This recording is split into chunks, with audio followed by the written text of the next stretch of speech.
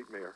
Hello and welcome to Cinema Subculture, the podcast where we discuss everything strange, obscure and downright messed up in the world of movies. My name's Gary. And I'm Simon. We have returned. Fourth hiatus. Yeah, it seems that way. Unplanned, but apologies for that. Yeah. Keep saying this, but we will return to a fortnightly schedule.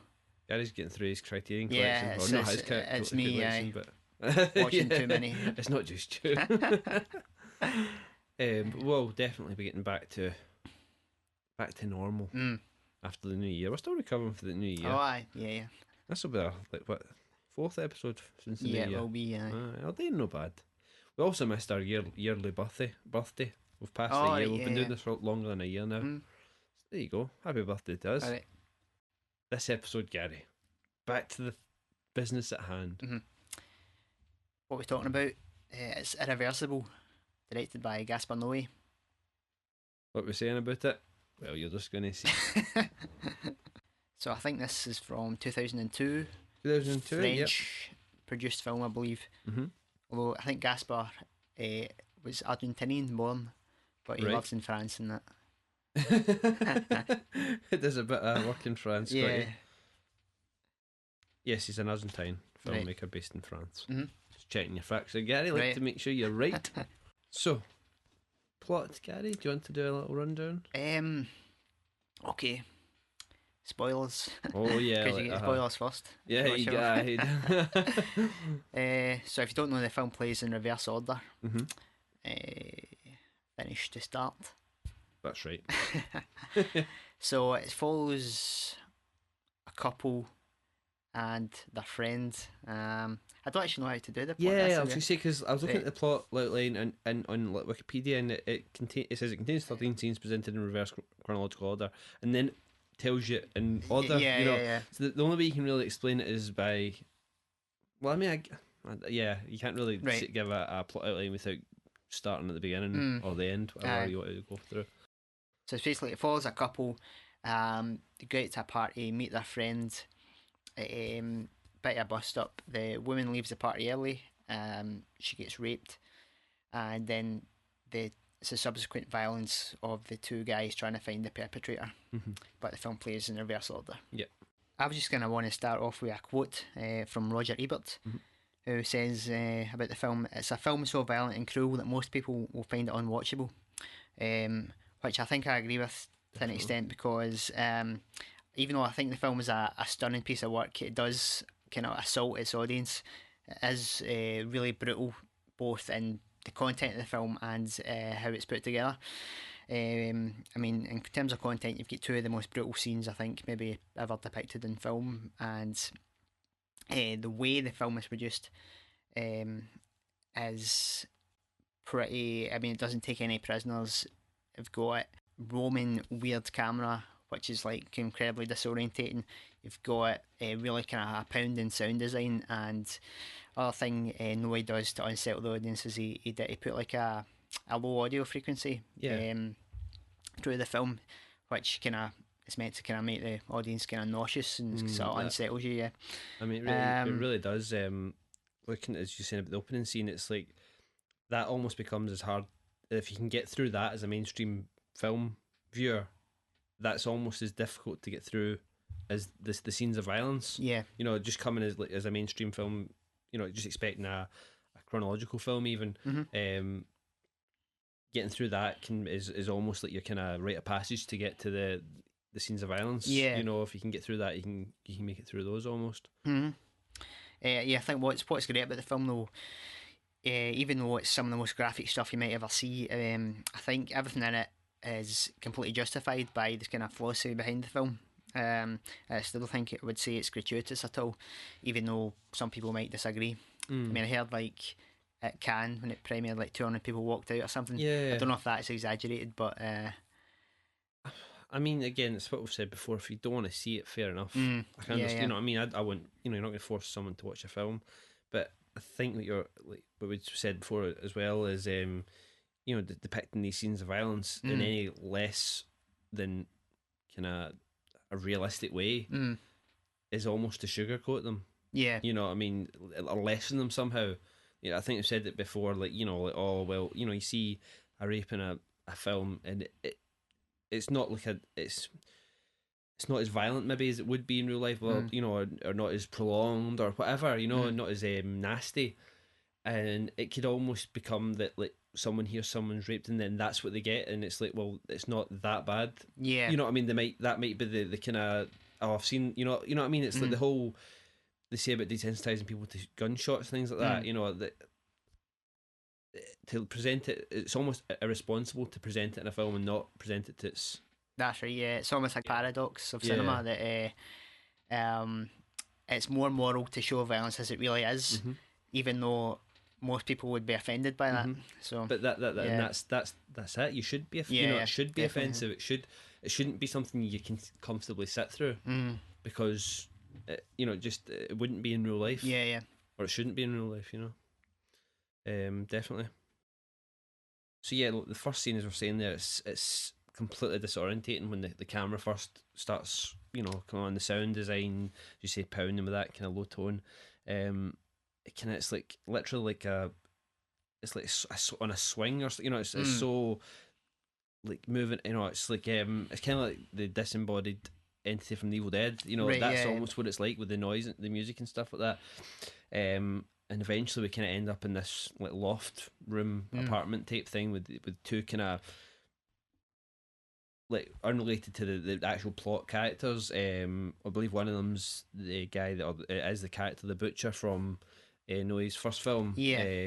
I Stand Alone, is that right? Yeah. I think he's talking about some of the plot elements from that film. He get arrested for having sex with his daughter or something like that. And they're basically they mention that, I think that's the first mention, or the last mention, whatever you want to talk about it, of the whatever, time destroys everything or something like that. Time destroys all things. Yeah, that's it. And that seems to be the kind of theme of the film overall. Yeah. I think that scene's there to set up the kind of philosophy of the film, because it has no relation in terms of plot or anything. But I think what he's trying to say there, for me, the film's kind of about that morality. There is no morality. Like the guy from the I Stand Alone saying why he was in jail and stuff like that to the other guy, he's kind of saying, "Oh, I think about it every day." But then the other guy saying, it says something like, "It's just deeds. There's no bad deeds or good deeds, just deeds." So he's trying to say that morality is something that's a human construct. It's something that's kind of subjective and temporal. It has no kind of universality or objectivity. At the same time, and then he's also kind of, the second kind of thing about it is he's saying that that human beings are really animals. I mean, we can aspire to a kind of moral pinnacle, but it's kind of useless in a way, because we're kind of both good and bad. It's kind of pointless to. No human being can ever achieve that. So taking that forward into the form of the film, I think Noe presents a kind of amoral version of all the characters. There's no heroes and villains type thing. And in terms of the camera work as well, it's all very objective. And what you're saying about how the camera is just kind of, it's like a fly in the wall type thing. It's just kind of flying about. So one of the most brutal scenes in the film is we see Pierre and our two, we haven't gave the character names. No. Our two kind of main male perpetrators are Pierre and Marcus. Yeah, so they're trying to find who had raped Alex. The rapist, and they had to go to a club called the Rectum. A gay club. Yeah. That's brilliant. So they kind of, again, we kind of, by this point in the film, we're realising that nothing's happening necessarily in chronological order. If you didn't realise before, you definitely know now. Because I think just before this scene takes off, we see Marcus coming out of the club on a stretcher. Yeah. Getting a whole bunch of homophobic slurs hurled at him. So then we're kind of like, at first it's almost as if the camera's what's like charging through this club looking for something. It's kind of like the camera work. It's like really kinetic and just kind of like going through the club, and we're seeing images and it's all dark and things like that. And eventually we've realised that I think it's Marcus we follow in. Right. Yeah. And Pierre's with them. And he's looking for, is it Latenia? Latania, I think, yeah. The tapeworm, sorry. And he, I'm trying to remember. Basically, he just keeps asking folk, "Where's this guy? Yeah. Where's this fucking guy?" And eventually, he comes across two characters who seem to be getting it on a wee bit. And does he ask one of them, or does he just? It's like someone points to them. Yeah. Yeah, and says that's Lieutenant over there. Yeah. And he goes over and he speaks to them, and one of them has a bit of an attitude problem, and they they start to have a bit of a violent fight. Right. Yeah. I mean, I was like, still wondering what's going on. Really, when we're watching this, you obviously don't know the kind of backstory or the future story, whatever, to this. But as I say, there's a pretty violent fight, and Marcus gets his arm pretty epically broken. Yeah. That point, I was like, "Oh, holy shit, that was Right. awesome!" But that was like that's the most brutal, I think, like appendage breaking I've seen on film. And then he's about to get raped at this point. and Pierre comes in with the fire extinguisher. Aye. Makes him some mincemeat. And a pretty brutal scene. Yeah. Again, unbelievably pulled off. Like, I didn't know how they'd done it, and I found out later. Obviously, it was like CGI, but like, I mean, it doesn't look.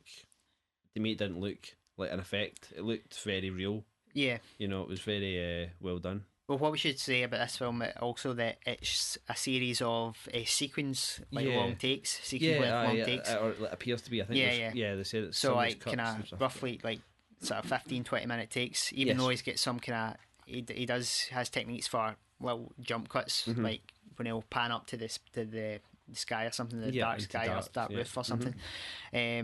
So that makes it even more impressive that you see a guy's face getting smashed to fuck. Literally caved in. I mean, so it was a combination of, I think, like it was a rubber latex mask, and then some CGI on top of that. But yeah, you can see it. There's the camera does a kind of whip pan thing, the reverse angle when they switch from the actual actor to the dummy or the mask. But again, it's not like something that's different from the style that they've been using, so it almost sinks in. Yeah. You know what I mean? It's like it's very natural for the camera to do that. Aye. Because that's what it's been doing. It's not like unusual. It's not as if they're trying to hide something. It just feels very much like this is what's happening. But a pretty nasty take on when they get in the face caved in. That's it. It's a brutal thing to watch. So even after seeing the film a few times, I mean, the guy literally goes from like writhing in pain to like nothing, like, you know what I mean, literally from that right down to nothing and not even having a head almost. It's pretty graphic.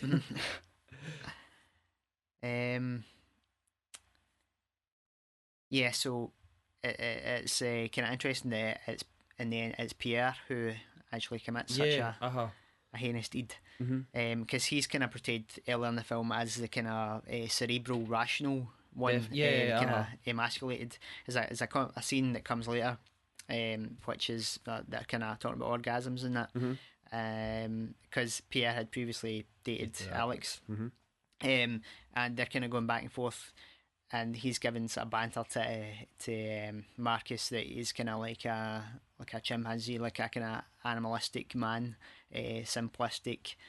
He's the kind of alpha male of the two.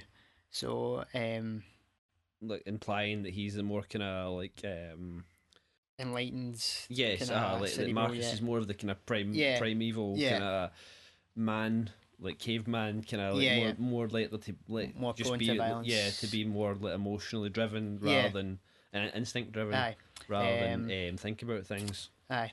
Well, so on the commentary, he says that originally in that scene, it was meant to be a conversation about comparing men to rats. Right. The kind of, as you're saying, the primal animalistic nature of men. But I think what he's trying to say with making it actually Pierre that commits the violence is that violence is kind of endemic to humankind anyway. So we can aspire to this kind of civilization, but it's always kind of lurking there under the surface. So whilst this guy gets his face caved in by Pierre, the real rapist kind of stands on at the side watching this. Indeed. We see that through the whole thing. Again, we don't necessarily know this at the time until much later. I guess that's the kind of a bit of the twist of the film. Yeah. I mean, again, that's you're saying about like or I don't know if you said yet or if you just said to me, about the kind of there's no justice. Yeah. In the film, because the rapist doesn't. That's it. Yeah. Yeah. The guy who's actually done gets the wrong guy. Yeah. Yeah. Again, that's kind of I think one of the things Noy's trying to reject in traditional morality, and just saying that these kind of idealistic constructs really have no bearing in reality, even though we might try to aspire to that. Also, like saying there was something about like, when your like primitive instincts take over, it's like you're not necessarily going to direct them at the right people. Yeah, you know what I mean. I mean, there is something about being in a club that is sort of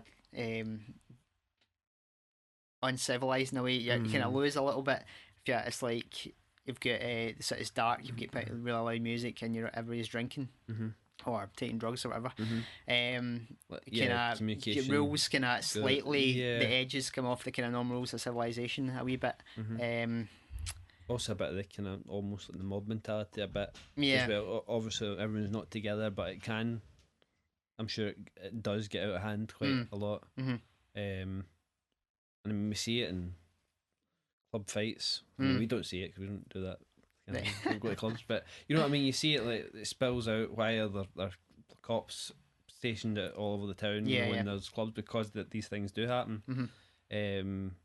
So yeah, it's like very and the way that the geography of that club in particular, it seems just like a series of corridors. Yeah, you know what I mean. It just seems like a labyrinth, like something like almost reminiscent of like something from Hellraiser or something like that. You know, just this kind of labyrinth from hell or something. You know, I mean, again, like I've read things he said about like he's not like he isn't like homophobic or anything like that. But again, it doesn't necessarily paint them in a great light. You know, I think he's been criticised about that. Because it's very seedy. Yeah, but again, I mean, I'm sure that exists. I'm sure, as much for gay people as it does for straight people. These seedy clubs, you know. Yeah, I think Nolan tried to counter that by inserting himself. I wasn't sure about that. His comment, because I don't know if it's a direct quote or if it's lost in the translation or not. But I think the quote was, "I also appear in Irreversible masturbating at the gay club as a means of showing that I didn't feel superior to gays." Right. Yeah. And I don't know. Is that? I don't know. Like superior to gays. I don't know. That sounds a bit. Right. I'm not better than the gays. You know. I mean, that just sounds a bit kind of. Right. Yeah. You know. I don't know. Again, it may be lost in translation. I don't know. It's a very aggressive culture in that gay club there. But I think in the rectum. I love how they take worms in the bottom of the rectum. Right in there. But I think what Noah's trying to do, I don't think it's so much making a statement about gay men. It's more just the kind of counterpoint of that. The start of the film's meant to be very nightmarish and hellish, and then as the film progresses, it gets more kind of ethereal and sort of transcendent towards the end. Yeah, I mean, definitely. Yeah. And I mean, I said this film effectively has like a happy ending. Yeah. Even though it's the beginning, but where you leave the characters at the end of the film, if you go like that, it basically everyone's fine. Yeah. you know, everyone seems happy at the time. Yeah. But yeah, I don't know. There was something else I was going to say there. Oh yeah, about those. I think there was criticism lobbied at him as well about a gay man raping like a woman. Like you know, I don't know. I mean, I don't know what the reason for him being gay was. You know what I mean? It was if that's the case. Is it could? I mean, would it, is it? Is it? I mean, it does feel like, I guess, I don't know if it feels wrong, more wrong, but like you like, does that, how does that affect it if it was a straight guy that draped her? Yeah, that's an interesting point. Actually, I hadn't thought that. It's not necessarily any narrative reason why it's a gay man, but Unless you just thought like, oh, rectum, that's a great name for a club. right. you know, and he's, I mean, it does kind of make it like almost like this kind of pointless crime, almost. The rape. Like, well, like, why would a gay guy rape a woman? It makes it more senseless. But I don't know. It's pretty senseless as it. You know what I mean? Well, it makes it nastier, doesn't it?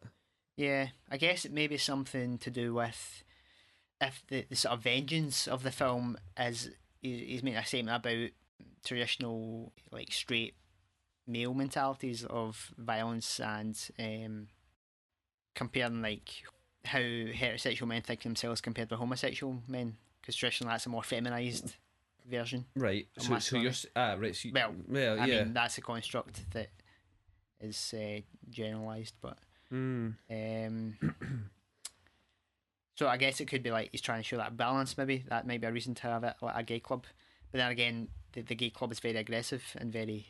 It's not like very bullish and shit. I guess I mean, it works in a narrative way. I mean, it does. I mean, it does make you. It does kind of.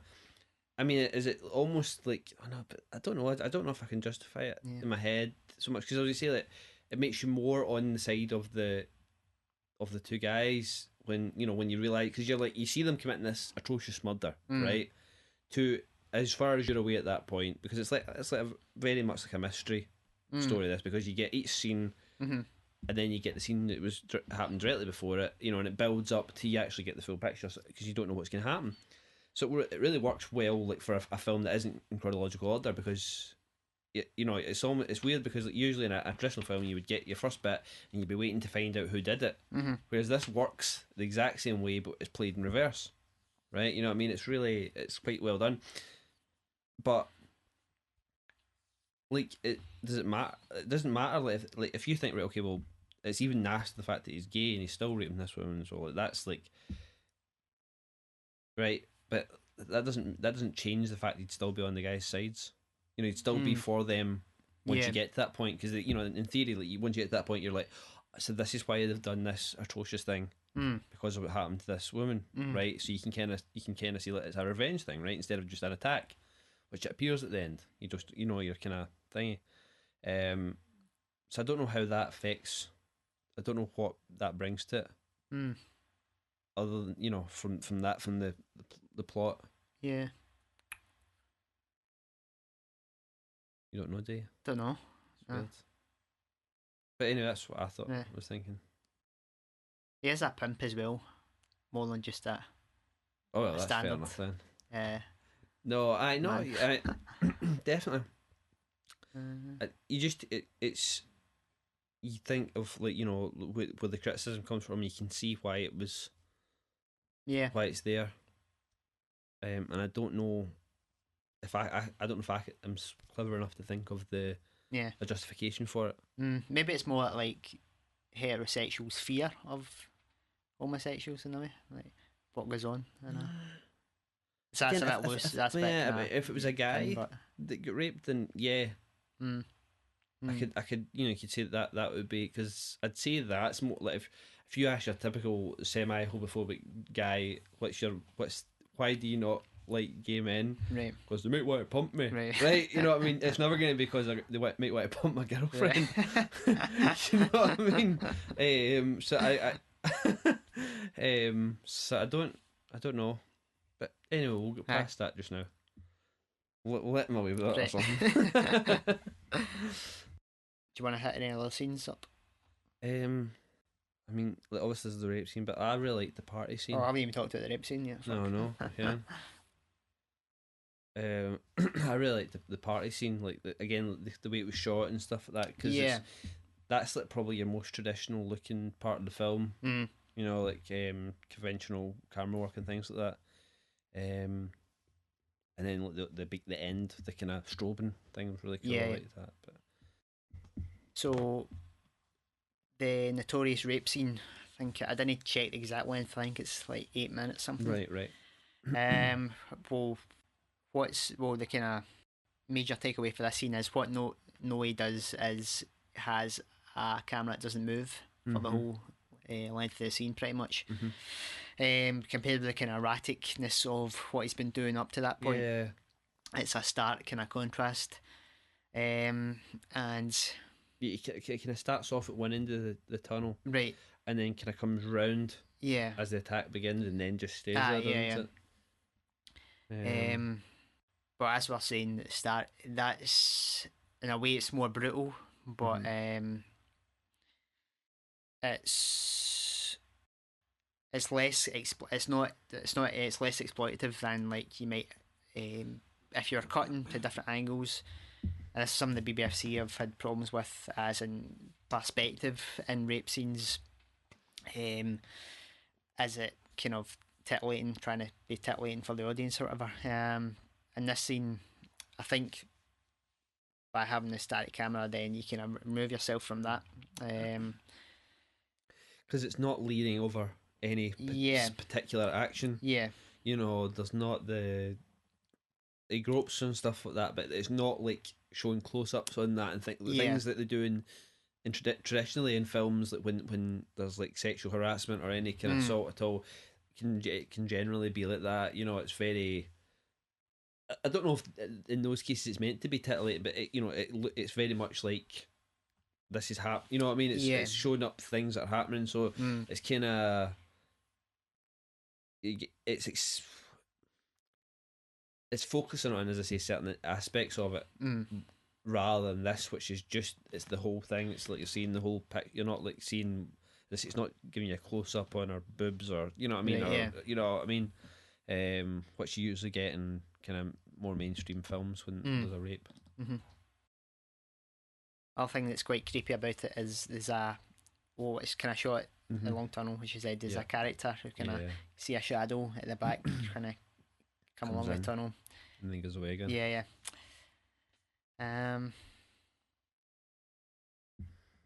Again, commenting on the kind of instinct taking over. Yeah. Like fear, just of like, you know, I don't know whether they call cops or whatever, but it's just like I'm not even, because that could be me. You know what I mean? That's like there's no kind of enlightened higher moral standing there. It's just literally like that. I don't want that to be me. You know, and I guess like even like Alex, the character, has a similar thing because she tries to go. Look, she sees this like transgender hooker being hassled and slapped about, and she kind of has a similar thing to go away. You know, she tries to kind of not look and things like that. So it's a similar kind of thing.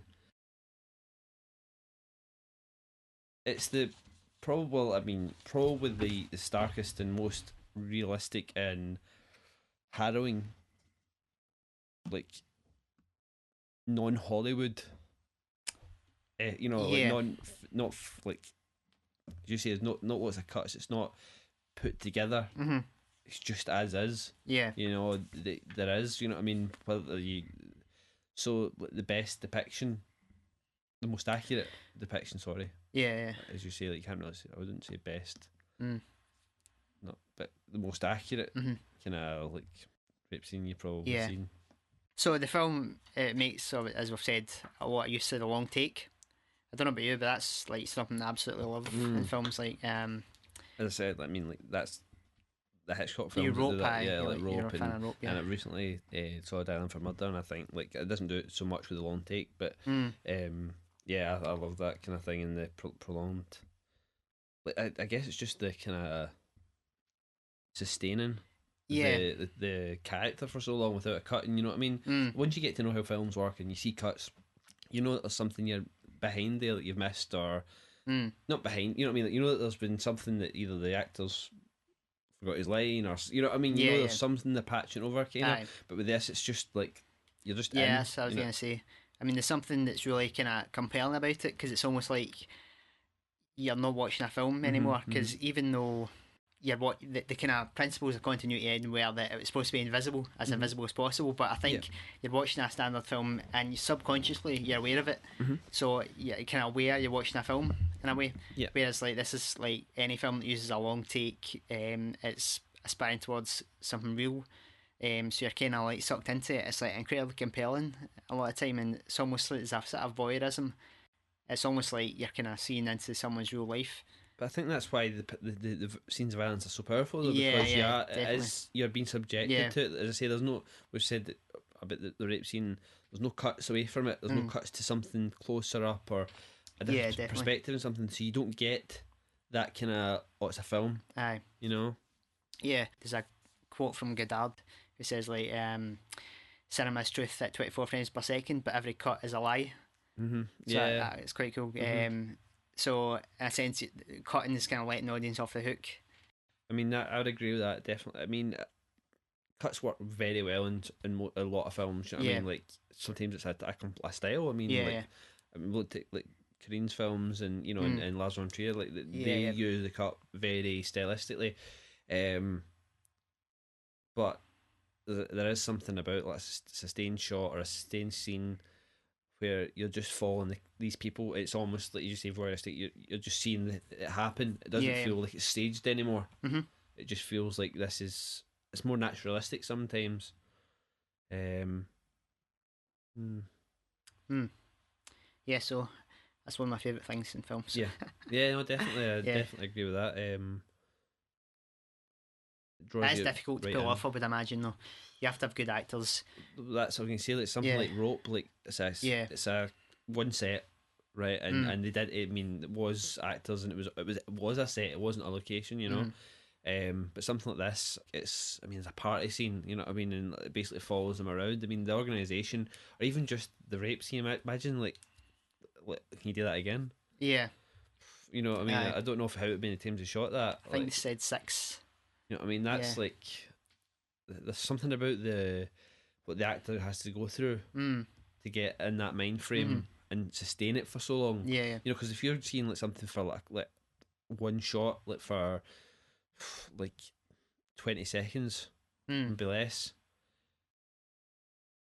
like that, you know, the characters might have only been in character for that 20 seconds or less. You know what I mean? Whereas with these, it's like they haven't really like really sustain a level of emotion. You know, which I think is really intense. Yeah. What's curious about it as well was there was really no script for the film. Right. All the dialogue was kind of improvised.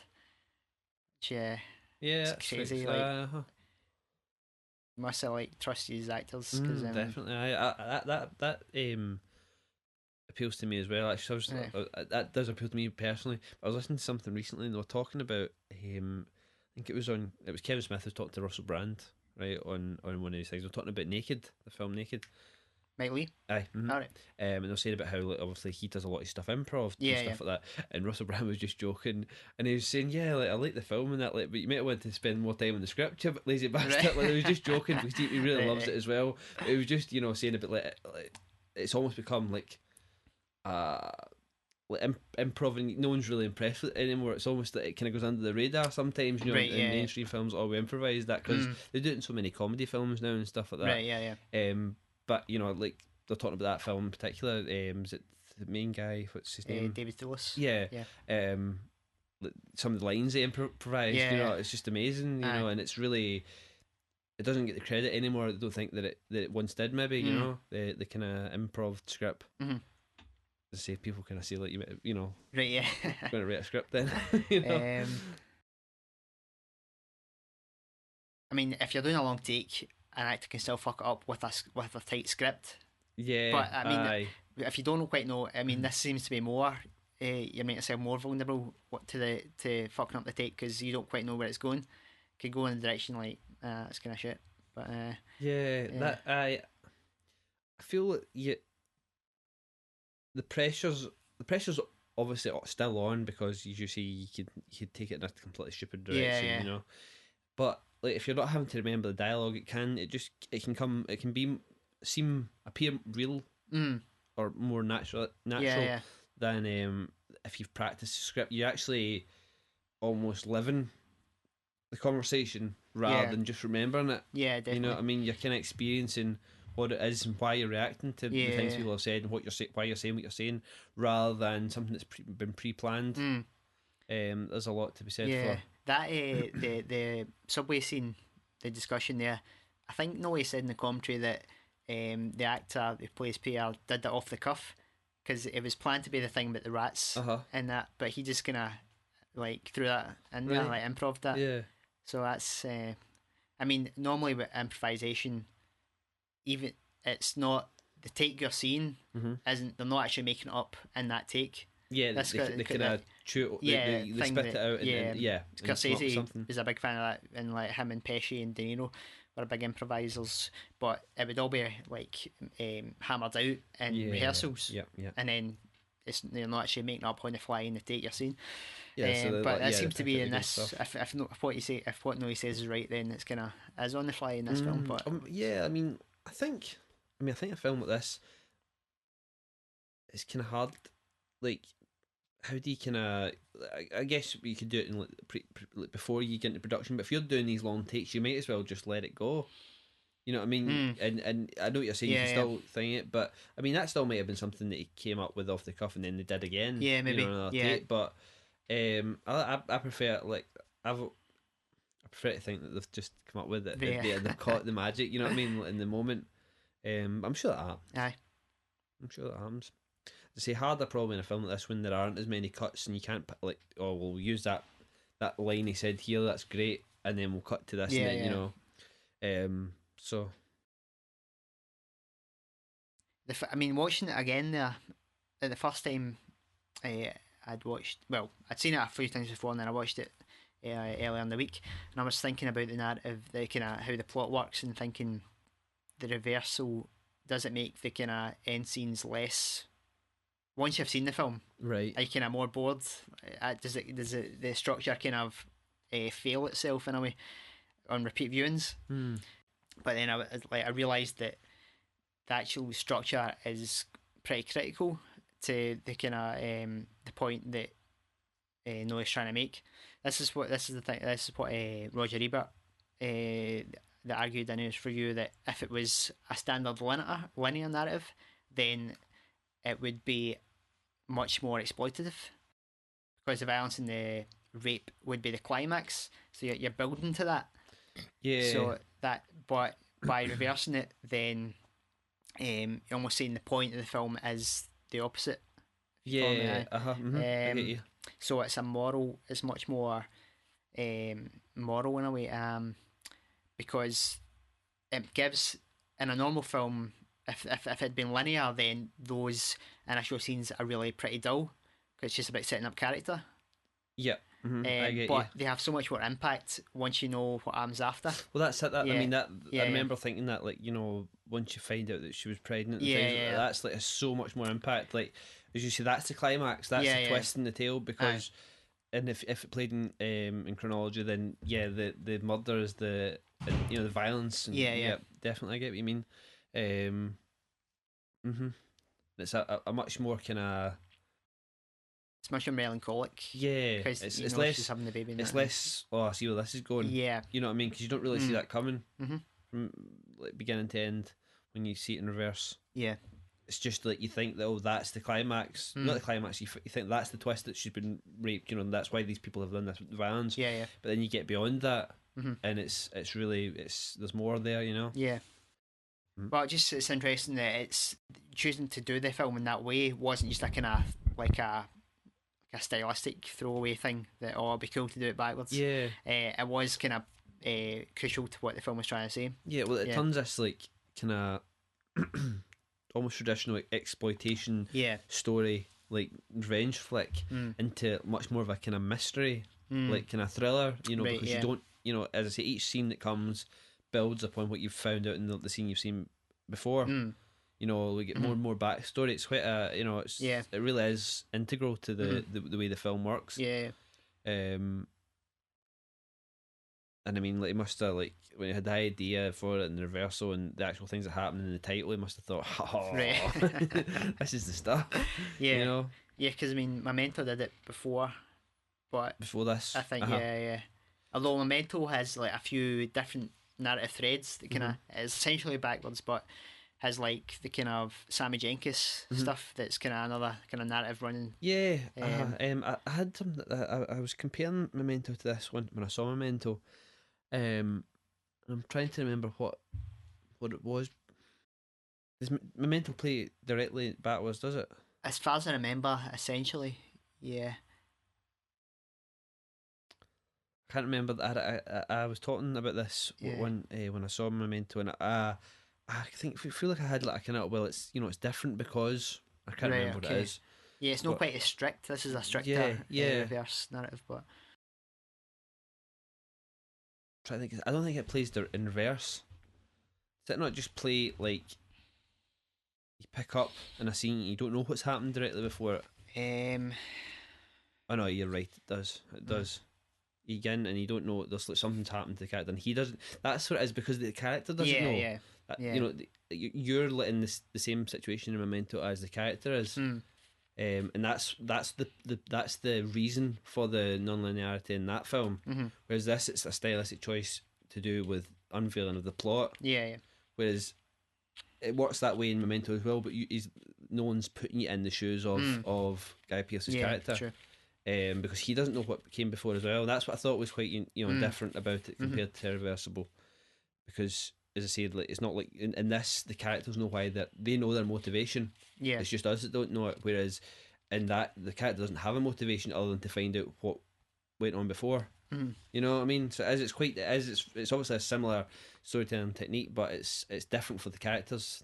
Their motivation is different in the scenes rather than to move forward like in Irreversible. They're still moving forward even though we're going back, whereas the character's trying to work his way back in Memento. What did you think of the 2001 reference? Did you take in from that poster? No. No. What was that? You noticed it? You noticed the poster was above the bed? I did notice it. Right. Aye. Just the baby thing, or? Yeah, well, it's kind of interesting. I mean, Noe said that in the commentary, he just said that it's kind of one of his favourite films, and he put that up there. Didn't explain why. That was quite an inspiration to him. Yeah, but I thought it was maybe kind of an ironic thing, or ironic nod, in the sense that how 2001 progresses from like primitive man to the dawn of a new species, and how that's a kind of an optimistic kind of teleology of of like progressing, getting better and better and better, whereas in this instance, in this film, it's kind of the opposite. The character's future is down.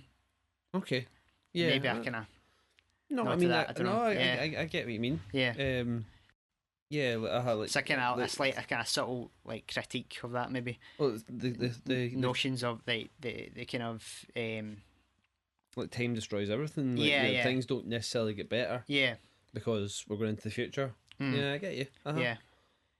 It's a kind of postmodern thing where it was a critique of like classical Enlightenment narratives or like Marxism or something that are foresee the future as forever getting better. Kind of like how so it's like saying that it doesn't get better, it's just the same. We just repeat the same things. Like yeah, kind of like how we've got like a Tory government again, right? Kind of shite in that. Yeah. No, I get you definitely. Well, moving on slightly from that, but I was looking into like the kind of the new French extremity movement type thing. What's your thoughts on that and the kind of this film's place within? Yeah, I wasn't not too familiar with that. I've seen some of the films and I read the wiki article, but it seemed a wee bit loose as that as well. As a scene. Yeah, but I mean, what's in there like Martyrs? Yeah.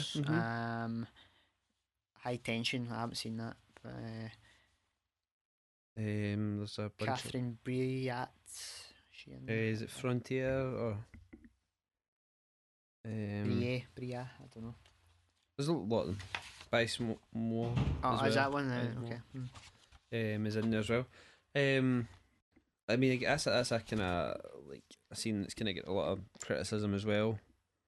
You know, about like there seems to be a lot of different mixed messages. I mean, some people are saying that, like, you know, they're getting criticised for their films being like the kind of torture porn American movement stuff, right? But then there's other directors that are saying, "Nah, that's what I was going for." Right, okay. You know, whereas the guy, I think it was the guy that directed Martyrs, was saying that like his thing was he was doing the kind of anti-hostel type thing. I mean, that's another like stunning film, like Martyrs. I mean, that's one I would kind of say is similar in a way to this, like because it's incredibly brutal, but it has an idea, it has a philosophy like behind it.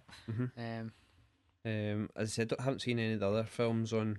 You said that is it by Swan wasn't that great. I didn't think much of it, to be honest.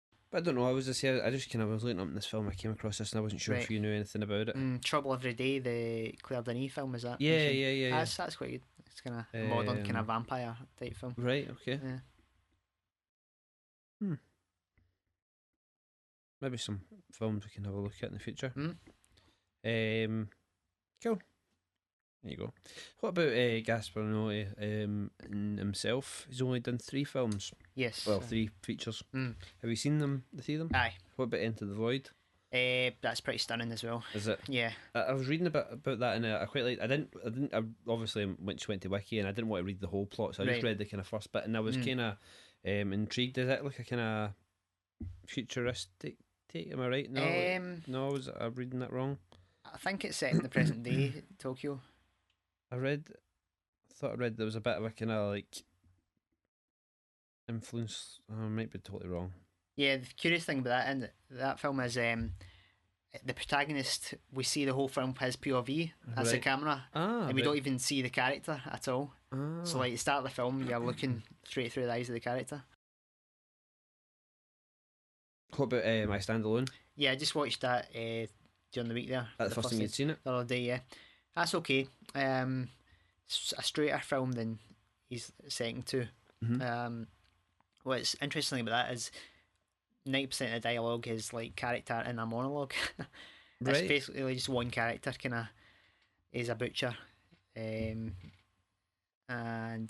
he's just kind of on the kind of bottom rung of society. He had his own shop and stuff, but then he killed a guy because he mistakenly thought he had molested his daughter, and then he goes to jail. The daughter gets put in care or whatever. And it's just after he gets out, he's trying to get back on track, but right. And it culminates in the incest. Right, okay. So it's a bit of a more a bit upbeat, weird. More an upbeat film. Yeah.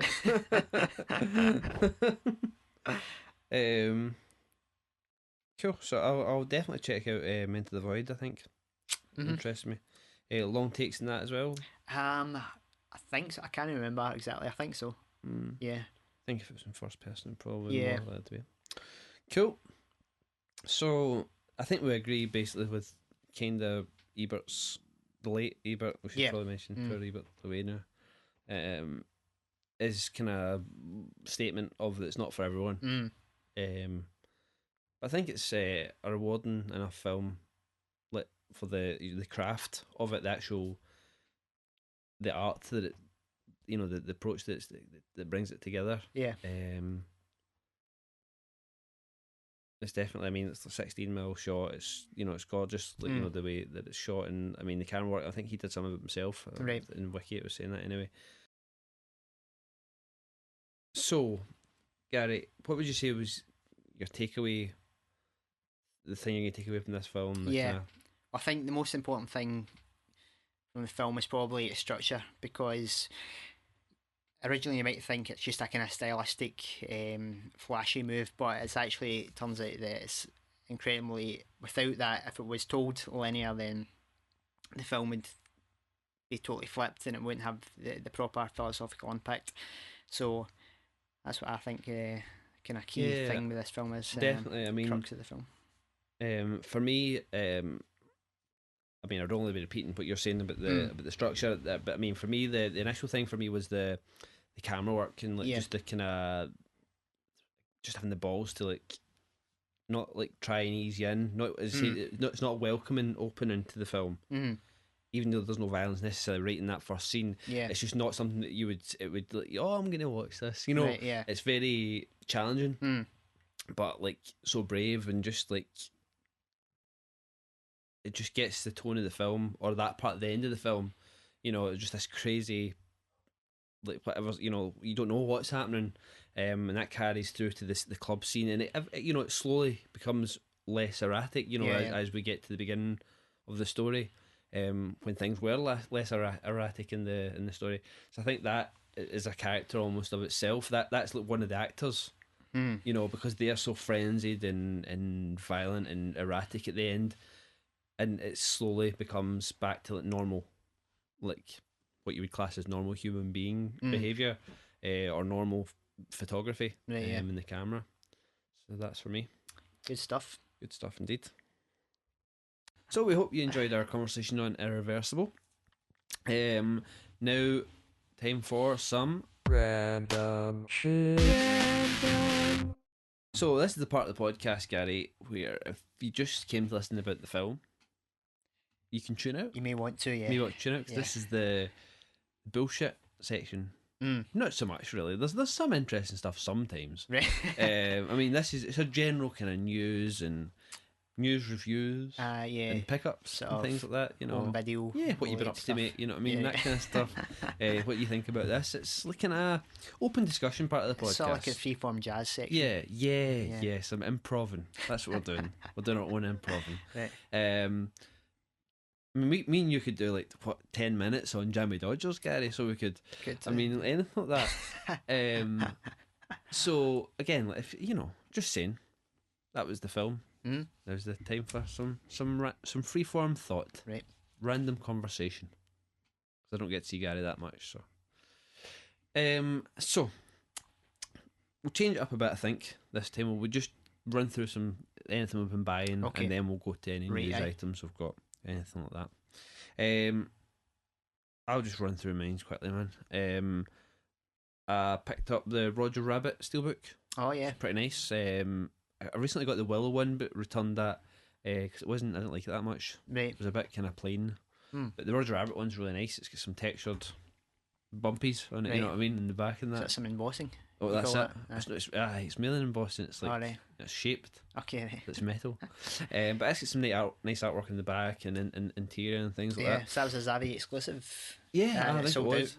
Pretty fast. It's a nice steelbook. It is. It's the film looks pretty decent as well. Like the cartoon, the opening sequences in cartoon, and there's a bunch of the shorts on the Blu-ray and things like that, and they've all been like rendered in high def and things like that. So they're really pretty nice.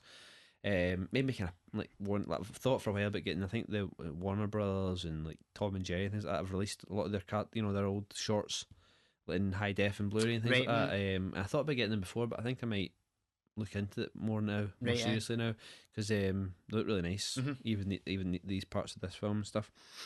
Picked up a Chronicle, you know, that for the kind of superhero, kind of found footage type thing. I want to see that for a while. The guy, it's meant to be alright. Haven't seen it, haven't watched it yet, but I picked that up. Big Lebowski digibook, got that. Watched that. That's nice. Nice book. Fantastic Mr. Fox. Very good. Picked that up. That was a kind of almost a mistake. Right. Because HMV wouldn't return some and had to exchange it. But it's meant to be a really good film, so kind of, you know, a golden shit's still gold. Do you know what I mean? You get a slipcover with it. Oh yeah. Aye. Oh, did you get a slipcover with yours? Yeah. Did you copy as well? My iPads, I have digital copy. I'm not too fussed with them. No, I just put them on because it's mine, isn't it? You know what I mean? It's like I had one for ages ago and I never claimed it before I had like any iDevices. There are other devices available. And I tried to reclaim it, you know, and it's the one where you get the disc and it's on the disc copy, and it's just you need an authorization code. And I wrote to, I think it was Paramount or something like that, and I'm like, yeah, what's going on with this? And they say, no, it's expired. And I said, wait a minute, I've bought this in good faith, right? And the copy's on the freaking disc. I have it. It's mine. I've bought it. Why can't I copy it from a thing? But they wouldn't budge at all. They're dicks about it. I don't understand that they expire, the digital copies. That's like, how about they expire when I fucking redeem it? Right. You know what I mean? You can't. You know, stop it. Anyway, Also picked up Nick and Nora's Infinite Playlist. All right. On Blu-ray. Michael Cera film. It's alright. I watched it on DVD ages ago and I managed to get it. I got it for like, I think I literally got it for like £2.50 or something like that. It's alright. And I got The Avengers. Just from America because I didn't want Avengers Assemble. Right. But my mate was over in America. Oh, right. So I asked him if he could get me The Avengers. Because that's the name of the film. It's not called Avengers Assemble. He would know. Was it just a standard Blu-ray? What do you mean, mate?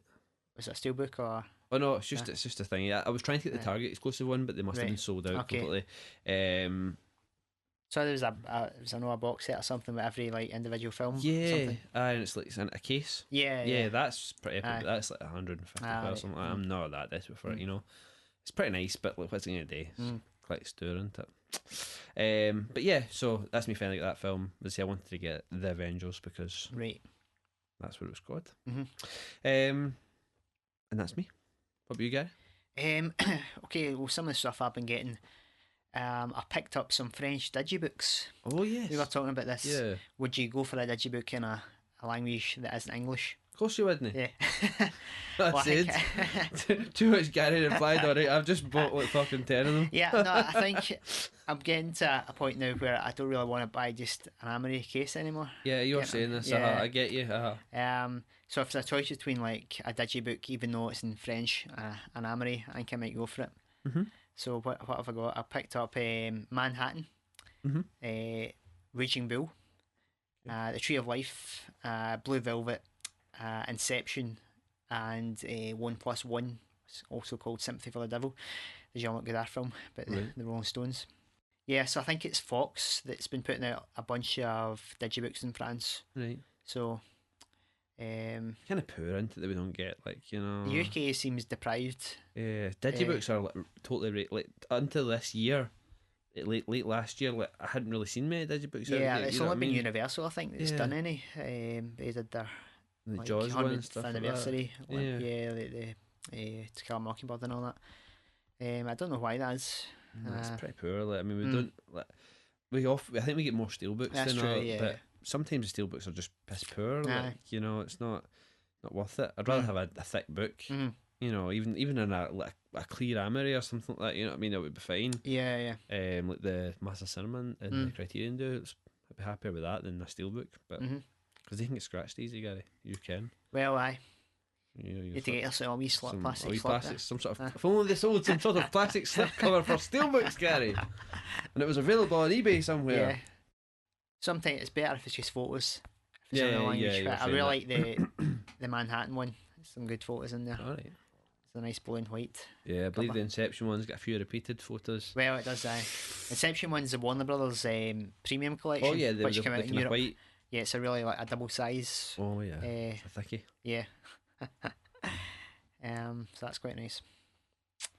In the same vein, I picked up the Reservoir Dogs German Steelbook. Oh yeah. Which is out of print now. But it's quite a nice one if you can find it for a decent price. And the only unfortunate thing with that is it doesn't contain all the same features as the UK Blu-ray. Right. It's most of them, but there's a few missing, which is a shame. So you can't upgrade and sell one if you care about every special feature. Cool. So any news items, Gary, at all? I see that Shout Factory, or Scream Factory, whatever you want to call them, are bringing out The Fog. John Carpenter's The Fog, right? And like kind of collector's edition type thing. They're also bringing out Life Force, which I believe Arrow are bringing out as well. But I'm quite interested in the Fog because it's been out in UK on Blu-ray for a while, but it's just like a vanilla release. It's, I don't know what the transfer's like or anything like that, but they're announcing the special features on Monday, which will be the 21st. No, 22nd, I think it is.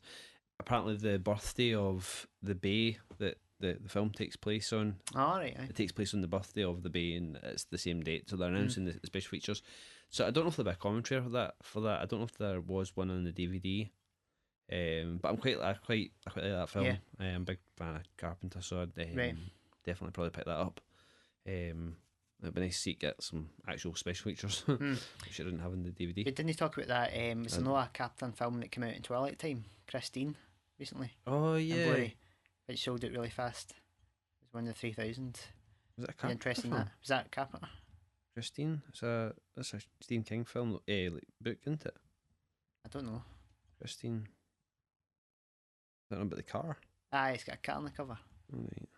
It is a Carpenter film. It's based on the novel by Stephen King. Yeah. You've seen that now? I've not seen that, no. No. I think I saw maybe like back in the day, like, you know, it was on TV once or that. Right. I honestly didn't realise it was a Carpenter film. But I know it was out in Twilight Time. I think it got a decent enough review, didn't it? I didn't see the review actually. I think it did. It's awful complaining because about the website, Screen Archives website where you buy them. They were letting folk buy like 10 at a time and all that. So it's just shit. I mean, aftermarket. Yeah. I get you. Then they brought it down, like restricted it after, but after it was kind of nearly sold out, I think. But that's poor. That's not the way to be doing it, isn't it? No, that's, especially when they seem to be kind of catering to the hardcore. Yeah, the genre titles are the ones that seem to sell out quickly and stuff. Well, that's a shame. I never realised that was. I've never seen it, but I'll need to try and pick it up at some point. Probably better waiting for a better edition if it's sold out. Yeah, definitely. I'll not be paying crazy money for it, especially if I've never really knew it was his film. But no, The Fog intrigues me. I think I don't know how long it's been announced, but they're doing The Howling as well. I think I mentioned that last time, but all the special features and things like that have been announced for that now, so if anyone's interested in that, check that out. Anything you've got? One thing I was going to talk about is recently there's a bunch of Criterion films that went out of print. Oh, out of print, so I saw some new announcements. There was announcements as well. Yeah. Sorry, you go for your... Yeah, so it's a bit of a shame that there's 6 titles that Studio Canal have... the rights have kind of expired, I think, for the Criterion licence. And they've went back to Studio Canal. They haven't obviously let them continue to renew it. Aye, it's a shame because it was a couple of years ago Studio Canal took away a bunch of titles from Criterion as well, and these ones are like really kind of really big, pretty big titles for Criterion. It's like 4 films by Jean-Pierre Melville, Le Doulos, Leon Moran Priest, Army of Shadows, Le Cercle Rouge. Then there's the Italian film Mafioso and Last Year at Marienbad as well. Oh, right. Oh, so that sucks. Kind of got. I had most of them, so I picked up the ones I didn't have. I didn't buy Mafioso because that's just it's only a DVD, right? And it's a decent film, but I'm not that bothered about owning it. So, last year was probably one I was wanting to pick up. Right, I need to have a look and see that. It's still the Studio Canal UK version is pretty good. Yeah. I think the slightly different features, but nothing major. I think it's an audio interview with Renee that's on the Criterion one. That's no on the Studio Canal one, but it's just a bit of a shame. Yeah. Because generally at Studio Canal do kind of inferior, not up to the same level as Criterion. Level. Cool. Well, not cool, but sucks. So we've seen a couple of films recently at the cinema again. Well, we saw one film. I saw one film. Aye. Spring Breakers. What did you want to talk a wee bit about it? I know we've done a few Korean films. Might as well mention some stuff about it. Yeah, so I enjoyed it. I thought it was very good. Well, great even. Definitely the best thing he's done since Jill and Donkey Boy, in my opinion. I mean, I've not seen it. Sorry, I've not seen the interim films. Obviously, I saw Gummo and Jill and Donkey Boy and Kids, but no, I absolutely loved it. I thought it was. I don't know. It was brilliant. I thought it was. I really no. I did. I mean, there was bits in it like that you and I just cracked up at some funny performances and scenes and stuff like that. James Franco pretty much made that film for me as well. That's not to diminish the performances of the 4 girls either. They were really good in it as well. But we saw it in a kind of semi, not even like quarter full cinema. Like maybe another 15 people or something, maybe more than that. Maybe. I think we were the only ones that were laughing and enjoying it. Definitely what you should have expected from Korean, but not necessarily what I was expecting. Like, you know, filmmaking wise, story wise, I think like people going to see it would have been expecting some sort of a American Pie ironic take on or like like slapstick take on the Spring Break movie. Aye. I That's think what I'm saying. Like, I'm not trying to sound superior, but I doubt many folk that go and see it would know who Harmony Korine is. Like, yeah. just the fact that you see the poster.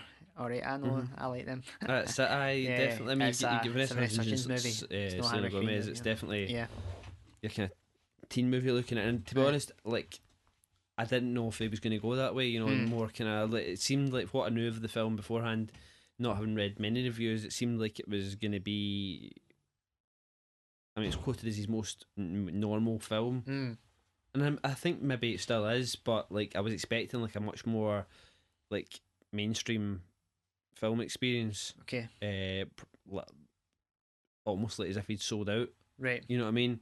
But I didn't get that at all from it. I thought it was definitely still his style, and you still get the kind of same kind of filmmaking elements that you had in these other films that I've seen. Yeah. The kind of the cutting style and the montage. The montage is definitely that. It's not quite as maybe lo-fi as his first two films in terms of how he would play with different formats and stuff and make it look really grungy.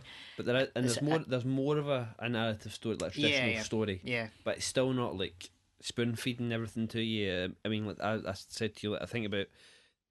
I was expecting people to like get up and walk out or something about 10 minutes into or 10, 15 minutes into it, because you really hadn't been given much in the way of this is what's happening and this is what they're going to do. You know what I mean? As usually getting like in that kind of film. Getting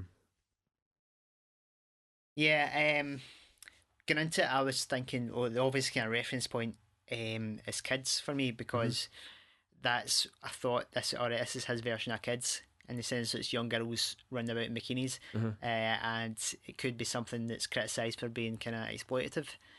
And I'm still, I'm not completely sure. I think we need to see it again to kind of see how that's resolved.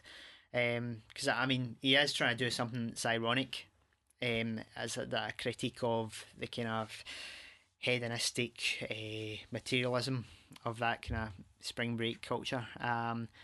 But thing is, like, it's fine to say, all right, I'm doing this, it's ironic, but at the end of the day, you've still shown there's a lot at the start of the film. Yeah. Spring break montage. Yeah. Girls topless and shit like that. So it's one thing to say, all right, that I'm doing it, but it's ironic, but at the end of the day, you're still doing the same thing as the thing you're criticising. So I think he's got away with it, but it is some scenes a wee bit leery, maybe. Yeah, I mean, I felt there was a couple of bits at the beginning with the four girls as well, after the beginning with you're saying with the spring break scenes. I thought, but I don't know. I mean, I think he saves it. I definitely, to me, it does save it, because I didn't come away with a bad taste from it or anything like that, or feeling like that's what the film was about.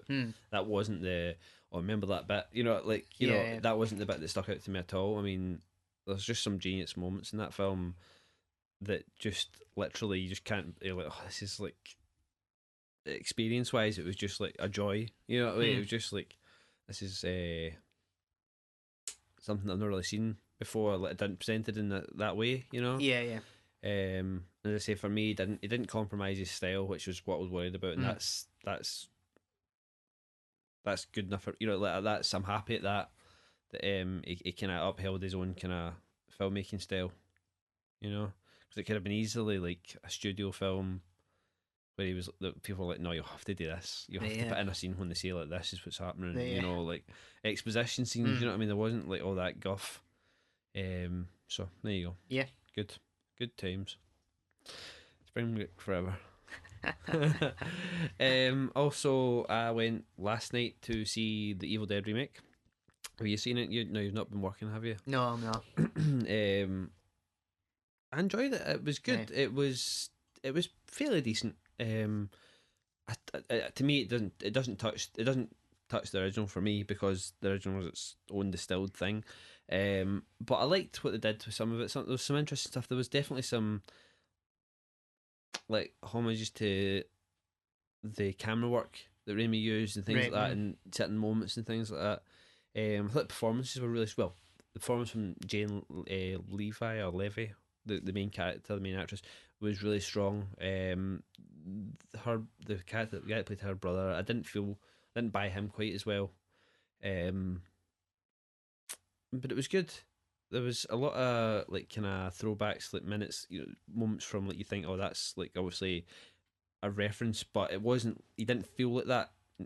Like, it didn't feel like it was being hit over the head. It didn't like take you out of the film. Right. Like, oh, look at this. Okay. But there was enough there that if you'd seen it before, you kind of knew what was going on, or like what they were referencing. Right. But it wasn't. It didn't feel like that kind of remake where they go, oh, look at this. Right, you know what I mean? It was just sprinkled in there. Okay. But I thought it was it was more of a jumpy film than like a scary film, I think. Right. Okay. But there was some really cool imagery in it, like that kind of updated the Deadites from the original. You know what I mean? Like when you look at them now, they don't look scary necessarily. You know what I mean? But these versions looked scarier. But it kept all the kind of like the menacing, like the talking that they did in the original. You know what I mean? That kind of style, like kind of being like tormenting as well as actually physically hurting. Right. You know, it was good. It was decent. I would maybe say like a 7 out of 10. Okay. Kind of thing. It's disappointing in terms of you were kind of expecting, hoping for great things. No, I don't think disappointed. I think I thought it was. I knew it wasn't going to be shit. Right. In my head, anyway. The last 10 minutes of it felt like an Evil Dead film. All right. And it's like maybe what I mean. Once people see it, they'll know what I mean. Maybe. But it was quite a. That felt like this is what like an Evil Dead film should feel like. Whereas the rest of it had like the kind of a similar setup and arc, and it felt a lot meaner than the original. There's a lot more kind of. That's what Kenwood was saying in his review. It's kind of in the vein of these recent post-torture porn remakes, where it's not really scary. It's just kind of nasty and. And I agree with that to a certain. But there are bits in it that really are quite well done and things like that, and updating a few kind of like stalwart moments from the original. Right. And there's a really good scene when the evil's first evoked. When it's racing through the woods, that I quite liked, and again, I don't know if people have seen it. So I don't want to give thingy. But yeah, I wasn't disappointed. As I say, like, for me, the trailer was a 10 out of 10. I loved the trailer. Right. I thought that was thingy. But for the film, I'd say like 7.5 maybe. Right. But good, but not like it's not like gonna replace my Evil Dead in the Evil Dead pantheon. You know what I mean? It works, good. But that's about it. Not exceptional. There you go. Right. So, shall we wrap it up, Gary? Is that us? Let's wrap it. Wrap it. Next episode, Gary, what we're going to be looking at? Is it My Bloody Valentine? It is indeed the original My Bloody Valentine. Right. Directed by Gary? George. Big George. Big Geordie. George Shakiris from West Side Story. No. Shakira? Is it? Because his breasts are small and humble. No, I can't remember. It's not a film I've seen, so. It's not a film I've seen actually. Oh, really? No, I've got it in Blu-ray, but I've not watched it yet. I was saving it. George Mahalka. Aye. That guy, that dude. This is a film from 81. It's a video nasty, I believe.